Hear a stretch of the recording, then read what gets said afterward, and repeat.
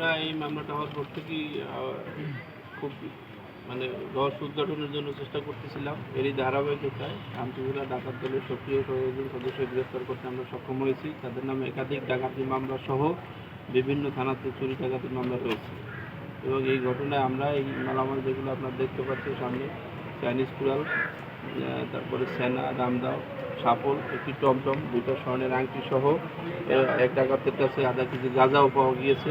আমরা আলাদা মামলাও দিয়েছি, গাঁজার মামলা, এবং তাদেরকে আমরা বিজ্ঞ আদালতে সুপর্দ করব। পরবর্তীতে আইনগত ব্যবস্থা। মামলাটি হওয়ার পরে আমার উপরে যখন দায়িত্বভার অর্পণ হয় তখন আমরা বিভিন্ন আঙ্গিকে এই মামলাটা তদন্তের পথ খুঁজতে থাকি। মামলাটি ছিল একটি, আপনারা জানেন যে এটা একটি ক্লুলেস মামলা। এই মামলাটার তথ্য উদ্ঘাটনের জন্য আমরা প্রথমত সায়েন্টিফিক যে বিষয়গুলো বিজ্ঞানসম্মত সেইটার চেষ্টা করি। সেখান থেকে আমরা এই ডাকাত, এরা হয়েছে খুব আন্তজেলা ডাকাতের খুব দুষ্ট সদস্যরা, মানে খুবই চালাক, যারা এই ফোনগুলো তারা ঘটনাস্থলে আসে না, যার জন্য আমরা সায়েন্টিফিক ইনভেস্টিগেশনে অনেকটাই ব্যর্থ হই। এর পরবর্তীতে আমরা আমাদের যে গোয়েন্দা তথ্য সেইটা বৃদ্ধি করে আমরা এই বিভিন্নভাবে তথ্য সংগ্রহ করে আমরা প্রথমত বাদল নামের এক জনৈক ডাকাতির সাথে যুক্ত এক বাদল নামে এক ব্যক্তিকে আমরা গ্রেপ্তার করি। তার মাধ্যমে আরও 3 জন আমরা গ্রেপ্তার করি। তো যেমন আপনারা দেখছেন যে তাদের পুলিশ হেফাজতে আমরা বিজ্ঞ আদালতে যখন সোপর্দ করি, পুলিশ হেফাজতে আমরা নেওয়ার জন্য, রিমান্ডের জন্য আবেদন করি। পুলিশ হেফাজতে বিজ্ঞ আদালত আমাদের বক্তব্য শুনে তারা 2 দিনের রিমান্ড মঞ্জুর করে।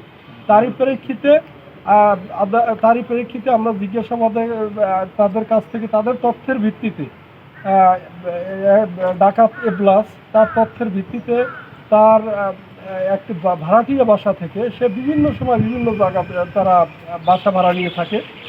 তার তথ্যের ভিত্তিতে গতকালকে রাত্রে এই ডাকাতি কাজে ব্যবহৃত এই যে বিভিন্ন ধরনের দেশীয় অস্ত্র, যেমন ছেনা, রামদা, তারপর চাইনিজ কুড়াল, এবং ঘর ভাঙার কাজে ব্যবহৃত আপনারা দেখতে পাচ্ছেন যে একটি শাবল, যেটা অস্বাভাবিক কায়দায় তৈরি, যেটা সচরাচর আমরা এটা ব্যবহার করি না, এবং লুণ্ঠিত যে স্বর্ণ সেটা উদ্ধার করি। এবং সে আরেকজন ডাকাতের নাম প্রকাশ করে, তার নাম হয়েছে দেলোয়ার ওরফে গাজা দেলোয়ার। তাকে গ্রেপ্তার করার জন্য যখন আমরা অভিযান পরিচালনা করি তখন তার কাছ থেকে ওই সময় আমরা 500 গ্রাম গাঁজা উদ্ধার করতে সক্ষম হই। তার জন্য আলাদা একটা আমতলী থানায় মামলা রুজু হয়েছে, মাদক মামলা রুজু হয়েছে, এবং পরবর্তীতে আমরা এই বিষয়ে মানে কি বলে আইনগত যে প্রসেস আছে আমরা সেটা ব্যবস্থা গ্রহণ করবো আর কি। আচ্ছা ভাই, এই যে 4 জন বা আপনারা গ্রেফতার করছেন, এদের নামে কি মামলা আছে? একাধিক মামলা আছে, এবং একজন যাবজ্জীবন সাজাপ্রাপ্ত, একজন 2 বছরের সাজাপ্রাপ্ত আমরা এখন পর্যন্ত পর্যালোচনায় দেখতে পাচ্ছি। যাই হোক, আপনাদের এই অভিযান সফল, আপনারা অনেক সফলতা অর্জন করছেন।